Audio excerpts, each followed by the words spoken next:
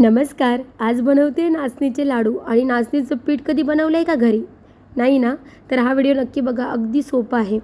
नाचणी घ्यायची, धुवायची आणि भिजत ठेवायचे साधारण 10-12 तासांसाठी. 10-12 तास झाले की पाणी काढून टाकायचं आणि एका फडक्यात बांधून ठेवायची साधारण 15 तासांसाठी मोड आणण्यासाठी. हे मोड आलेलं जे पीठ आहे ना, ते खूप छान पौष्टिक आहे. अगदी लहान मुलांसाठी परफेक्ट आहे. 15 तासानंतर चेक करायचं. मी तुम्हाला दाखवते किती छान मोड आले ते बघा. आणि हे आपल्याला सुकत घालायचं आहे. उन्हात सुकत घातलात तरी चालेल. अगदी 3-4 तासात सुकतात आणि घरात घालत असाल तर साधारण 1 दिवस लागतो. आणि हे चांगले सुकले की नाही ते कसे ओळखायचे, तर दाताखाली 1-2 दाणे घालायचे आणि असा कुटकुट आवाज आला की समजायचं छान सुकलेले आहेत. त्यानंतर 1 मिनिटभर भाजून घ्यायचे. जास्त भाजला तर लाह्या यायला सुरुवात होते. 1 मिनिटभरच भाजायचे आहे. थंड झाले की मिक्सरला लावायचं आणि हे पीठ बनवून घ्यायचं आहे. जास्त प्रमाणात असेल म्हणजे 1-2 किलोच्या प्रमाणात तर तुम्ही चक्कीवर दिलात तरीही चालतं. आणि ह्या पिठाचे आता आपण लाडू बनवूया.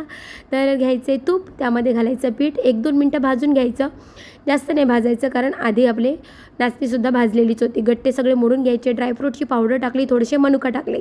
पावडरच्या ऐवजी तुम्ही तुकडे टाकले ड्रायफ्रूटचे तरीही चालतात.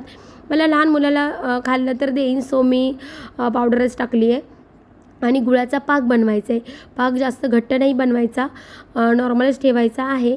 कडक पाक बनलात तर लाडू घट्ट होतात आणि गरम गरम मिश्रण हातात घेऊन लाडू बांधावे लागतात, नाहीतर ते मिश्रण घट्ट होतं. सो नॉर्मलच बनवायचे, कडक पाक नाही बनवायचा. आणि थोडंसं नॉर्मल होत आलं ना, हातात घेऊ शकतो असं की लाडू वळायचे. छान दिसायला पाहिजेत म्हणून मी वर काजू लावलेला आहे. आणि किती छान असा नाचणीचा लाडू तयार झाला आहे बघा. दिसायला खूप छान दिसतो, लागतो त्याच्यापेक्षा छान. आणि हेल्दी तर विचारूच नका, खूप जास्त हेल्दी आहे. नक्की ट्राय करा. रेसिपी कशी वाटली नक्की सांगा. लाईक करा, शेअर करा, सबस्क्राईब करा. बाय.